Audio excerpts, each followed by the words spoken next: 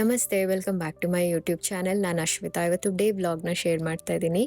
ಬೆಳಗ್ಗೆ ಎದ್ದ ತಕ್ಷಣ ಈ ಥರ ಏನಾದರೂ ತಿನ್ನೋಕ್ಕೆ ಪಕ್ಷಿಗಳಿಗೆ ಹಾಕ್ತಾ ಇರ್ತೀವಿ ನಮ್ಮ ಮನೆಯಲ್ಲಿ. ಅನ್ನ ಅಥವಾ ಬೇರೆ ಏನಾದರೂ ತಿನ್ನೋಕ್ಕಿದ್ದಾಗ ಹಾಕ್ತಾ ಇರ್ತೀವಿ. ಇಲ್ಲಿ ದೊಡ್ಡ ಪಕ್ಷಿಗಳಿಂದ ಹಿಡಿದು ತುಂಬ ಪುಟಾಣಿ ಪಕ್ಷಿಗಳವರೆಗೂ ಬರ್ತವೆ ಆಯಿತಾ ಈ ಜಾಗದಲ್ಲಿ. ಯಾಕಂದರೆ ಮೊದಲಿಂದ ಸುಮಾರು ದಿನದಿಂದ ಈ ಜಾಗದಲ್ಲಿ ತಿನ್ನೋಕೆ ಹಾಕ್ತಾ ಇದ್ದೀವಲ್ಲ, ಅದು ಅಭ್ಯಾಸ ಆಗಿದೆ ಇವಾಗ. ಓಕೆ, ನೆನ್ನೆ ಕಿಂಗ್ ಫಿಶರ್ ಬಂದಿತ್ತು ಇಲ್ಲಿ. ಅದನ್ನು ಕ್ಯಾಪ್ಚರ್ ಮಾಡಬೇಕು ಅಂತ ಟ್ರೈ ಮಾಡಿದೆ ಹತ್ತಿರದಿಂದ ಕ್ಯಾಮ್ರಾದಲ್ಲಿ, ಆದರೆ ಸುಮಾರು ಹೊತ್ತಾದರೂ ಬರಲೇ ಇಲ್ಲ. ಇವತ್ತು ಕೂಡ ಅಲ್ಲಿ ಹತ್ತಿರ ಇಟ್ಟರೆ ಕ್ಯಾಮ್ರಾ ಅದು ಬರಲಿಲ್ಲ. ದೂರ ಇಟ್ಟಾಗ ನೋಡಿ ಬಂದು ತಿಂತಾ ಇದೆ. ಇದು ಬೇರೆ ಪಕ್ಷಿ, ನಿನ್ನೆ ಬಂದಿದ್ದಲ್ಲ ಇದು. ನೆನ್ನೆ ಬಂದಿದ್ದು ತುಂಬ ದೊಡ್ಡ ಪಕ್ಷಿ ಆಗಿತ್ತು ಕಿಂಗ್ ಫಿಶರ್. ಇವತ್ತು ತುಂಬ ಚಿಕ್ಕದು ಬಂದಿದೆ. ಎಲ್ಲ ಬರ್ಡ್ಸ್ನು ಹೆದರಿಸ್ಕೊಂಡು ತಾನು ಒಂದೇ ತಿಂತಾ ಕೂತ್ಕೊಂಡಿತ್ತು. ನನಗೆ ತುಂಬ ಇಷ್ಟ ಈ ಥರ ಪರಿಸರದ ಮಧ್ಯೆ ಇರೋದು ತುಂಬ ಇಷ್ಟ. ಈ ಪ್ರಾಣಿ ಪಕ್ಷಿ ಮತ್ತು ಈ ಹಸಿರು ಇವೆಲ್ಲ ತುಂಬ ಇಷ್ಟ ಆಗುತ್ತೆ. ಸಿಟಿನಲ್ಲಿ ಮೊದಲೆಲ್ಲ ಹುಟ್ಟಿ ಬೆಳೆದು ಕೆಲಸ ಮಾಡ್ತಾ ಇದ್ವಿ. ಆವಾಗ ಏನಾದರೂ ರಿಫ್ರೆಶ್ಮೆಂಟ್ ಬೇಕು ಅಂದರೆ ಸಿಟಿಯಿಂದ ಹೊರಗಡೆ ಹೋಗೋಕ್ಕೆ ಟ್ರೈ ಮಾಡ್ತಾ ಇದ್ವಿ. ಈಗ ಹಳ್ಳಿಗೆ ಬಂದಮೇಲೆ ನನಗೆ ಏನು ಅನಿಸ್ತಿತ್ತು ಅಂದರೆ ಒಂದು 2-3 ದಿನ ಆಮೇಲೆ ಹಳ್ಳಿ ಬೋರ್ ಆಗ್ಬೋದು ಅಂತ ಅನ್ನಿಸ್ತು. ಬೇರೆ ವಿಚಾರಗಳಲ್ಲಿ ಬೇಜಾರಾಗಿರ್ಬೋದು, ಬೋರ್ ಆಗಿರ್ಬೋದು, ಆದರೆ ಈ ಥರ ನನಗೆ ಪ್ರಾಣಿ ಪಕ್ಷಿಗಳನ್ನೆಲ್ಲ ನೋಡಿದಾಗ ತುಂಬ ಖುಷಿ ಆಗುತ್ತೆ. ಇದಾದಮೇಲೆ ನಾನು ಇವತ್ತು ತಿಂಡಿ ಏನಾದರೂ ಮಾಡಬೇಕಲ್ಲ ಅಂತ ಅಡುಗೆ ಮನೆಗೆ ಬಂದೆ. ಅಷ್ಟರೊಳಗಡೆ ಅತ್ತೆ ಕಾಯಿ ಸುಳಿ ಮಾಡಬೇಕು ಅಂತ ತಯಾರು ಮಾಡ್ಕೊಳ್ತಾ ಇದ್ರು. ಕಾಯಿ ಸುಳಿ ಅಂದರೆ ಈ ಮಲೆನಾಡಿನ ಒಂದು ಸಾಂಪ್ರದಾಯಿಕ ತಿನಿಸು ಆಯಿತಾ. ಈ ಕಾಯಿ ಸುಳಿ ಯಾವಾಗೆಲ್ಲ ಮಾಡ್ತಾರೆ ಮಲೆನಾಡಲ್ಲಿ ಅಂದರೆ, ಈ ಹಬ್ಬ ಹರಿದಿನ ಇದ್ದಾಗ ದೇವರುಗಳಿಗೆ ಹೆಚ್ಚು ಕಾಯನ್ನು ಹೊಡೆದಿರ್ತೀವಲ್ವ, ಆ ಸಮಯದಲ್ಲಿ ಖಾರದ ಅಡುಗೆ ಮಾಡೋಕ್ಕಾಗಲ್ಲ ಆ ತೆಂಗಿನಕಾಯಿ ಉಪಯೋಗಿಸಿ. ಅದಕ್ಕೆ ಈ ಥರ ಸಿಹಿ ತಿನಿಸನ್ನು ಮಾಡಿಟ್ಕೊಳ್ತಾರೆ. ಇದನ್ನು ಹೇಗೆ ಮಾಡೋದು ಅಂದರೆ, ಆ ತೆಂಗಿನಕಾಯಿನೆಲ್ಲ ತುರ್ಕೊಂಡು ಒಂದು ಮಂದ ಪಾತ್ರೆಯಲ್ಲಿ ಆ ತೆಂಗಿನಕಾಯಿ ತುರಿನ ಹಾಕಿ ಅದಕ್ಕೆ ಸ್ವಲ್ಪ ಬೆಲ್ಲ ಸೇರಿಸ್ಬಿಟ್ಟು ಅದನ್ನು ಹುರಿಯೋದು. ಸ್ವಲ್ಪ ಸಣ್ಣ ಊರಿನಲ್ಲೇ ಹುರಿಬೇಕಾಗತ್ತೆ. ಸುಮಾರು ಹೊತ್ತು ತಗೊಳುತ್ತೆ ಇದನ್ನು ಮಾಡೋದಕ್ಕೆ. ಇದನ್ನು ಎಲ್ಲಿವರೆಗೂ ಹುರಿಬೇಕು ಅಂದರೆ, ತೆಂಗಿನಕಾಯಿನಲ್ಲಿರುವಂಥ ಹಸಿ ಅಂಶ ಎಲ್ಲ ಹೋಗಿ ಅದರಲ್ಲಿ ಎಣ್ಣೆ ಅಂಶ ಬಿಟ್ಕೊಳ್ಬೇಕು, ಅಲ್ಲಿವರೆಗೂ ಹುರಿಬೇಕಾಗತ್ತೆ. ಸೊ ದಟ್ ಸುಮಾರು ದಿನ ನೀವು ಇದನ್ನು ಇಟ್ಕೊಂಡು ತಿನ್ಬೋದು ಅಂತ. ಅತ್ತೆ ಇದನ್ನು ಹುರಿತಾ ಇದ್ರು. ಇದನ್ನೇನು ಫ್ರಿಜ್ಜಲ್ಲಿ ಇಡೋದು ಬೇಕಾಗೋದಿಲ್ಲ. ಸುಮಾರು ದಿನ ಹಾಗೆ ಇಟ್ಟರು ಹೊರಗಡೆ ಏನೂ ಆಗಲ್ಲ, ಕೆಡಲ್ಲ. ಅದಕ್ಕೆ ನೀರಿನ ಅಂಶ ತಾಕಿಸ್ತಾ ಇದ್ರೆ ಆಯಿತು. ದೋಸೆ, ಚಪಾತಿ, ಅಕ್ಕಿ ರೊಟ್ಟಿ ಇದ್ರ ಜೊತೆ ಎಲ್ಲ ತಿನ್ನೋದು ಈ ಕಡೆಯವರ ಒಂದು ಪ್ರಾಕ್ಟೀಸ್ ಇದು ಫುಡ್ ಜೊತೆ. ನೀವು ಕೂಡ ಇದನ್ನು ಚಪಾತಿ ಜೊತೆ ಮಕ್ಳಿಗೆ ರೋಲ್ ಮಾಡಿಕೊಡ್ಬೋದು, ತುಪ್ಪ ಸೇರಿಸ್ಬಿಟ್ಟು, ಅಥವಾ ಜಾಮ್ ಜೊತೆ ರೋಲ್ ಮಾಡಿ ಕೊಡ್ಬೋದು. ಸ್ವೀಟ್ ಅಲ್ವಾ, ಮಕ್ಳಿಗೆ ತುಂಬ ಇಷ್ಟ ಆಗುತ್ತೆ. ಟ್ರೈ ಮಾಡಿ ನೋಡಿ. ತೆಂಗಿನಕಾಯಿ ನಾನು ಕೊಬ್ಬರಿ ಮಿಠಾಯಿ ಮಾಡೋಣ ಅಂತ ಅಂದ್ಕೊಂಡಿದ್ವಿ. ಅಗೇನ್ ನೆನ್ನೆ ಉಂಡೆಗಳೆಲ್ಲ ಮಾಡಿದ್ವಿ, ತುಂಬ ಸ್ವೀಟ್ಸ್ ಇದೆ. ಕೊಬ್ಬರಿ ಮಿಠಾಯಿನೂ ಮಾಡಿದ್ರೆ ಅದು ಬೇಗ ಖಾಲಿ ಮಾಡಬೇಕಾಗತ್ತೆ. ಹಾಗಾಗಿ ಈ ಥರ ಕಾಯಿ ಸುಳಿ ಮಾಡ್ತಾಯಿದ್ದೀವಿ. ಇದು ಆದರೆ ಎಷ್ಟು ದಿನ ಬೇಕಾದರೂ ಇಟ್ಕೊಂಡು ತಿನ್ಬೋದಲ್ವಾ, ಅದಕ್ಕೋಸ್ಕರ. ನೋಡಿ, ಇದನ್ನು ಸುಮಾರು ಹೊತ್ತು ಹುರಿತಾನೇ ಇರಬೇಕು. ಈ ಥರ ಇದನ್ನು ಹುರಿಯೋದಕ್ಕೆ ಅಂತಲೇ ಒಬ್ಬರು ಸಪ್ರೇಟಾಗಿರಬೇಕಾಗತ್ತೆ ಅಡುಗೆ ಮನೆಯಲ್ಲಿ. ಯಾಕಂದರೆ ಇದು ಬೆಲ್ಲ ಮತ್ತು ತೆಂಗಿನಕಾಯಿ ಅಲ್ವಾ, ತಳ ಹಿಡಿದು ಬಿಡುತ್ತೆ. ಹಾಗೆ ಬಿಡೋಕ್ಕಾಗಲ್ಲ, ಕೈ ಆಡಿಸ್ತಾನೇ ಇರಬೇಕು. ಹುರಿದಾಯಿತು, ಎಣ್ಣೆ ಬಿಟ್ಕೊಂಡಿದೆ ತೆಂಗಿನಕಾಯಿನಲ್ಲಿ. ಇದನ್ನು ತಣ್ಣಗಾದಮೇಲೆ ಒಂದು ಬಾಟಲ್ಗೆ ತೆಗೆದಿಡಬೇಕು ನಾವು. ಯಾವ ಬಾಟಲಲ್ಲಿ ಬೇಕಿದ್ರು, ಬಾಕ್ಸಲ್ಲಿ ಬೇಕಿದ್ರು ಇಡ್ಬೋದು, ಹಾಳಾಗಲ್ಲ. ಅದೇನು ಏರ್ ಟೈಟ್ ಕಂಟೈನರೇ ಆಗಬೇಕಾಗಿಲ್ಲ. ತಣ್ಣಗಾದ್ಮೇಲೆ ನಾನೊಂದು ಬಾಟ್ಲಲ್ಲಿ ಹಾಕಿಡ್ತಾ ಇದ್ದೀನಿ, ಗಾಜಿಂದ್ರಲ್ಲಿ.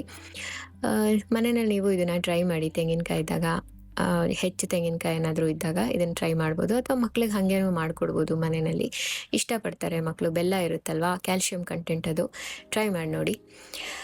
ಲಾಸ್ಟ್ ಇಯರ್ ಕೂಡ ನಾನು ಇದನ್ನು ಶಾರ್ಟ್ಸಲ್ಲಿ ಶೇರ್ ಮಾಡಿದ್ದೆ. So try this recipe.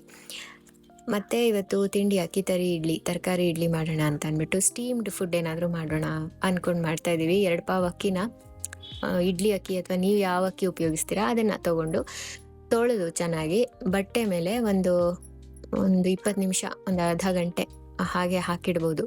ನೀರಿನ ಅಂಶ ಎಲ್ಲ ಇಳ್ಕೊಳ್ಳೋವರೆಗೂ ಈ ಥರ ಹಾಕಿ ಹರಿಬಿಡಿ.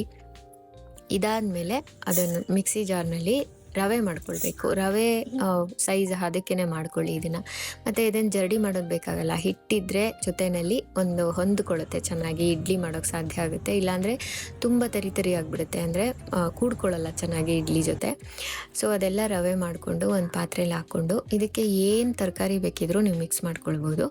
ಆಮೇಲೆ ಇದಕ್ಕೊಂದು ಒಗ್ಗರಣೆ ಕೂಡ, ನೀವು ಕಡಲೆಬೇಳೆ, ಉದ್ದಿನಬೇಳೆ ಮಸಾಲೆ ಇಡ್ಲಿ ಮಾಡಿದಾಗ ಒಗ್ಗರಣೆ ಮಾಡ್ತೀವಲ್ಲ, ಅದನ್ನು ಕೂಡ ಮಾಡ್ಕೊಳ್ಬೋದು. ಇದಕ್ಕೆ ಉಪ್ಪು ಮತ್ತು ಕ್ಯಾರೆಟು, ಸೌತೆಕಾಯಿ ಮತ್ತು ಕೊತ್ತಂಬರಿ, ಕರಿಬೇವು ನಾನು ಹಾಕ್ಕೊಂಡೆ. ನಿಮಗೇನು ಬೇಕು ನೀವು ತರಕಾರಿನ ಹಾಕ್ಕೊಳ್ಳಿ, ಇದ್ರ ಜೊತೆ ಚೆನ್ನಾಗಿರುತ್ತೆ. ಸೊಪ್ಪುಗಳನ್ನ ಕೂಡ ಸೇರಿಸ್ಕೊಳ್ಬೋದು, ಮೆಂತ್ಯ ಸೊಪ್ಪು ಅಥವಾ ಸಬ್ಬಸಿಗೆ ಸೊಪ್ಪು ಇದನ್ನೆಲ್ಲ ಹಾಕ್ಕೊಳ್ಬೋದು. ತೆಂಗಿನಕಾಯಿ ತುರಿನೂ ಹಾಕ್ಕೊಂಡೆ ನಾನು. ಸಬ್ಬಸಿಗೆ ಸೊಪ್ಪು ಹಾಕ್ಕೊಂಡ್ರೂ ತುಂಬ ಚೆನ್ನಾಗಿ ಬರುತ್ತೆ ಮಸಾಲೆ ಇಡ್ಲಿ, ಟ್ರೈ ಮಾಡಿ. ಅದಕ್ಕೆ ಕಡಲೆಬೇಳೆ ಒಗ್ಗರಣೆ ಕೊಡಬೇಕಾಗತ್ತೆ ಆ ಇಡ್ಲಿಗೆ. ಸಬ್ಬಸಿಗೆಗೆ ಕಡಲೆಬೇಳೆ ಒಗ್ಗರಣೆನೇ ಚೆಂದ, ಆದರೆ ಉಪ್ಪಿಟ್ಟಿನ ಫ್ಲೇವರ್ ಬಂದುಬಿಡುತ್ತೆ ಅಂತ ನನಗೆ ಅಷ್ಟಾಗಿ ಅದು ಇಷ್ಟ ಆಗೋದಿಲ್ಲ. ಸೊ ಈ ಥರ ತರಕಾರಿ ಸೇರಿಸ್ಕೊಂಡ್ರೆ ಚೆನ್ನಾಗಿರುತ್ತೆ. ಚೆನ್ನಾಗಿ ಕಲಿಸ್ತಾ ಇದ್ದೀನಿ, ಕೈನಲ್ಲೇ ಕಲಿಸ್ಕೊಳ್ಳಿ, ಸೊ ದಟ್ ಅದು ಚೆನ್ನಾಗಿ ಮಿಕ್ಸ್ ಆಗುತ್ತೆ ಎಲ್ಲ ತರಕಾರಿ ಜೊತೆ ರವೆ. ಮತ್ತು ಇದು ಇಡ್ಲಿ ಹಿಟ್ಟಿನ ಹದಕ್ಕೇ ಸ್ವಲ್ಪ ನೀರನ್ನು ಮಿಕ್ಸ್ ಮಾಡ್ಕೊಳ್ಬೇಕಾಗತ್ತೆ ಕಲಸಾದ್ಮೇಲೆ. ನಾನಿಲ್ಲಿ ನೀರು ಹಾಕ್ಕೊಂಡು ಸ್ವಲ್ಪ ಕಲಿಸ್ಕೊಂಡೆ. ಅದನ್ನು ಕಲಿಸ್ಕೊಂಡ್ಬಿಟ್ಟು ಇಡ್ಲಿ ಪಾತ್ರೆಗೆ ಸ್ವಲ್ಪ ಎಣ್ಣೆ ಅಥವಾ ತುಪ್ಪ ಏನಾದರೂ ಸವರ್ಕೊಂಡು ಇಡ್ಲಿ ಮಾಡ್ಕೊಳ್ಬೋದು.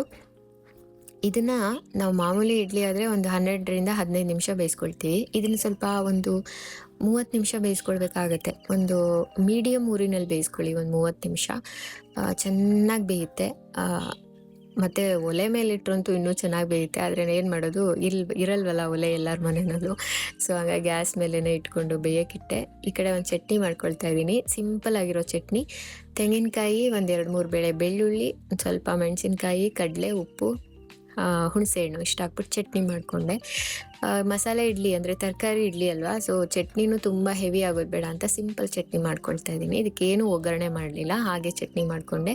ಕೆಲವರು ಇಡ್ಲಿಗೆ ಶುಂಠಿ ಚಟ್ನಿ ಮಾಡ್ಕೊಳ್ತಾರೆ, ಕೆಲವರು ಟೊಮೊಟೊ ಗೊಜ್ಜು ಮಾಡ್ಕೊಳ್ತಾರೆ, ಇಡ್ಲಿಗೆ ಫ್ಲೇವರ್ ಚೆನ್ನಾಗಿರುತ್ತೆ ಅಂತ. ಇನ್ನು ಕೆಲವರು ಆಲೂಗೆಡ್ಡೆ ಸಾಂಬಾರು ಮಾಡ್ಕೊಳ್ತಾರೆ. ಸೊ ನಿಮ್ಮ ಇಷ್ಟ, ಹೇಗೆ ಬೇಕಾದ್ರೂ ತಿನ್ಬೋದು. ನೋಡಿ, ಇಲ್ಲಿ ನಮ್ಮ ಮನೆಯಲ್ಲಿ ಈ ಥರ ಕಾಟನ್ ಬ್ಯಾಗ್ಗಳನ್ನ ನಾವೇ ಹೊಲಿದಿಟ್ಕೊಳ್ತೀವಿ ಫ್ರಿಜ್ಜಲ್ಲಿ ತರಕಾರಿಗಳನ್ನ ಹಾಕಿಡೋದಕ್ಕೆ, ಸೊ ದಟ್ ನೀರು ಹೊಡೆಯಲ್ಲ, ತರಕಾರಿಗಳು ಬೇಗ ಹಾಳಾಗಲ್ಲ ಅಂತ ಅಂದ್ಬಿಟ್ಟು. ಇದಾದಮೇಲೆ ನಾನು ಸಾಂಬಾರು ಕೂಡ ಮಾಡ್ತಾಯಿದ್ದೀನಿ ಮಧ್ಯಾಹ್ನಕ್ಕೆ. ಇವತ್ತು ಸ್ನಾನ ಸ್ವಲ್ಪ ಎಲ್ಲ ಮಾಡಿಟ್ಬಿಟ್ಟೆ ಸ್ನಾನ ಮಾಡ್ಕೊಳ್ಳೋಣ ಅಂತ ಅಂದ್ಬಿಟ್ಟು ಸಾಂಬಾರು ಮಾಡ್ತಾಯಿದ್ದೆ. ಮಧ್ಯಾಹ್ನ ಸಾಂಬಾರು ಎಲ್ಲ ರೆಡಿ ಆಗಿಬಿಟ್ರೆ ಸೊ ಆಲ್ಮೋಸ್ಟ್ 90% ಆಫ್ ಕೆಲಸ ಮನೆಯದು, ಅಡುಗೆ ಮನೆ ಕೆಲಸ ಮುಗ್ದಿರುತ್ತೆ ಅಂತಲೇ ಅರ್ಥ ಅಲ್ವಾ. ಹಾಗಾಗಿ ತರಕಾರಿ ಸಾಂಬಾರು ಮಾಡಿಡ್ತಾ ಇದ್ದೀನಿ, ಸ್ವಲ್ಪ ಟೆನ್ಷನ್ ಕಡಿಮೆ ಆಗಲಿ ಅಂತ ಅಂದ್ಬಿಟ್ಟು. ಇಡ್ಲಿ ರೆಡಿ ಆಯಿತು, ಮಸಾಲೆ ಕುದಿಸ್ಕೊಳ್ಳೋಣ ಸಾಂಬಾರಿಗೆ ಅಂತ ಇಟ್ಟೆ. ಅದಾದಮೇಲೆ ಇಡ್ಲಿ ನೋಡೋಣ ಹೇಗಾಗಿದೆ ಅಂತ ತೆಗೆದು ನೋಡ್ತಾ ಇದ್ದೀನಿ. ಒಳ್ಳೆ ಸಖತ್ತಾಗಿ ಹೆಲ್ದಿಯಾಗಿ ಕಾಣಿಸ್ತಾ ಇತ್ತು ಇಡ್ಲಿ. ಸುಮಾರು ಜನ ಹೇಳ್ತಾ ಇರ್ತೀರಿ ಸ್ಟೀಲ್ ಇಡ್ಲಿ ಪಾತ್ರೆ ಉಪಯೋಗಿಸಿ ಅಂತ. ಇರೋದನ್ನೆಲ್ಲ ಏನು ಬಿಸಾಕೋಕ್ಕಾಗಲ್ಲ, ಸೊ ಅದಕ್ಕೆ ನಾನು ಇರೋ ಪಾತ್ರೆನೇ ಉಪಯೋಗಿಸ್ತಾ ಇದ್ದೀನಿ. ಇಡ್ಲಿ ಸಿಕ್ಕಾಪಟ್ಟೆ ಚೆನ್ನಾಗಿ ಬಂದಿದೆ, ಒಳ್ಳೆ ಹೆಲ್ದಿಯಾಗಿ, ಮತ್ತು ಸ್ಟೀಮ್ಡು ಒಂಥರ ಹಬೆನಲ್ಲಿ ಬೆಂದಿರೋದಕ್ಕೂ ಒಳ್ಳೆ ಸಖತ್ತಾಗಿ ಬಂದಿತ್ತು. ಒಂದು ಸ್ವಲ್ಪ ಇಡ್ಲಿ ಹಿಟ್ಟು ಉಳ್ಕೊಂಡಿತ್ತು, ಅದಕ್ಕೆ ಅರಿಶಿನ ಎಲೆಯಲ್ಲಿ ಸುತ್ತಬಿಟ್ಟು ಬೇಯಿಸೋಣ ಅಂತ ಅಂದ್ಬಿಟ್ಟು ಎಲೆ ಕಿತ್ಕೊಂಡು ಹೋಗೋಣ ಅಂತ ಬಂದೆ ಗಾರ್ಡನಲ್ಲಿ. ನಾನು ಗ್ರೋ ಬ್ಯಾಗ್ನಲ್ಲಿ ಶುಂಠಿ ಮತ್ತು ಅರಿಶಿನ ಹಾಕಿಟ್ಟಿರ್ತೀನಿ. ಈ ಶುಂಠಿ ಹಾಳಾಗಿರೋದಿರುತ್ತಲ್ವಾ, ಈ ಮಾರ್ಕೆಟಿಂದ ಶುಂಠಿ ತಂದಾಗ ಕೆಲವೊಂದು ಚೆನ್ನಾಗಿರೋದಿಲ್ವಲ್ಲ ಶುಂಠಿ, ಅದನ್ನೆಲ್ಲ ತೊಗೊಂಡ್ಬಂದು ಈ ಥರ ಮಣ್ಣು ಒಂದು ಗ್ರೋ ಬ್ಯಾಗ್ನಲ್ಲಿ ಹಾಕಿಬಿಟ್ಟು ಅದರಲ್ಲಿ ಹಾಕ್ತಾ ಇರ್ತೀನಿ ಯಾವಾಗಲೂ. ಅದರಲ್ಲೇ ಶುಂಠಿ ಬಂದಿರುತ್ತೆ. ಪ್ರತಿ ವರ್ಷ ಒಂದು ಅರ್ಧದಿಂದ ಒಂದು kg ಅಷ್ಟಾದರೂ ಶುಂಠಿ ಸಿಕ್ಕುತ್ತೆ ನನಗೆ ಈ ಬ್ಯಾಗ್ನಲ್ಲಿ. ಇನ್ನು ಮನೆಯವ್ರಿಗೆಲ್ಲ ತಿಂಡಿ ಹಾಕ್ಕೊಡ್ತಾ ಇದ್ದೆ ಪ್ಲೇಟಲ್ಲಿ. ಈ ಇಡ್ಲಿನ ಈ ಥರ ಕಡುಬು ಥರನೂ ಮಾಡ್ಕೊಳ್ಬೋದು. ಬಾಳೆ ಎಲೆ ಕಡುಬು, ಹಲಸಿನ ಎಲೆ ಮತ್ತು ಅರಿಶಿನ ಎಲೆ ನಾನು ಕಿತ್ಕೊಂಡು ಬಂದಲ್ಲ ಅದರಲ್ಲೂ ಸೇರಿಸ್ಬಿಟ್ಟು ಮಾಡಿದ್ರೆ ಕಡುಬಾಗುತ್ತೆ ಅಷ್ಟೇ. ಅದನ್ನು ಸೇಮು, ಇನ್ನು ಬೇರೆ ಏನಿಲ್ಲ, ಒಂದು 20 ನಿಮಿಷ ಬೇಯಿಸ್ಕೊಂಡ್ರೆ ಸಾಕು. ಇನ್ನು ಸ್ನಾನ ಮಾಡ್ಕೊಂಡು ಬಂದೆ.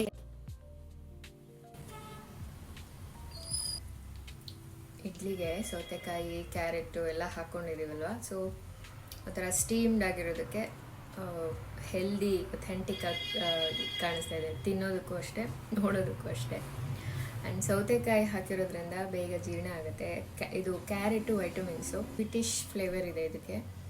ಮತ್ತು ರವೆನಲ್ಲಿ ಮಾಡೋದಾದರೆ ಬನ್ಸಿ ರವೆನಲ್ಲಿ ಹುರಿದು ಮಾಡ್ಕೊಳ್ಬೇಕು. ಲಾಸ್ಟ್ ಟೈಮ್ ಒಂದು ರೆಸಿಪಿ ಹಾಕಿದ್ದೆ ರವೆನಲ್ಲಿ ಮಾಡಿಬಿಟ್ಟು, ಅದು ಹುರಿದು ಮಾಡಿರಲಿಲ್ಲ, ಹಾಗೆ ಮಾಡಿದ್ದೆ. ಸ್ವಲ್ಪ ರವೆ ಸ್ಮೆಲ್ಲಿತ್ತು, ಹಸಿ ಸ್ಮೆಲ್ಲಿತ್ತು. ಸೊ ರವೆನಲ್ಲಿ ಮಾಡಬೇಕಾದ್ರೆ ಸ್ವಲ್ಪ ಹುರ್ಕೊಂಡು ಮಾಡಿದ್ರೆ ಚೆನ್ನಾಗಾಗುತ್ತೆ. ಅದಕ್ಕೂ ಇದೇ ಥರ ತರಕಾರಿಗಳನ್ನ, ಬೇಕಾದ ತರಕಾರಿಗಳನ್ನ ಹಾಕ್ಕೊಳ್ಬೋದು, ಚೆನ್ನಾಗಿ ಬರುತ್ತೆ. ಟ್ರೈ ಮಾಡಿ ನೋಡಿ.